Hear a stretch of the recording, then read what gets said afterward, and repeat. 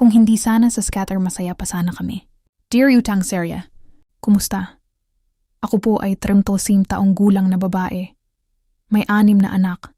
At ang bunso ko ay 9 na buwan pa lang. Pahapyaw lang. Natagpuan ko ang sarili ko sa mundo ng scatter. Akala ko ito ang magiging daan para makaalpas sa hirap. Pero heto na.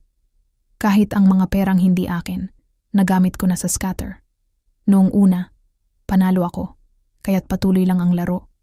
Pero unti-unti, naubos ang lahat at naibawon ako sa utang. Lagi na lang talo at ngayon, naguguluhan na ako kung anong gagawin. Nahihiya na ako sa asawa ko. Siya na lang ang sumasalo sa lahat ng pasanin.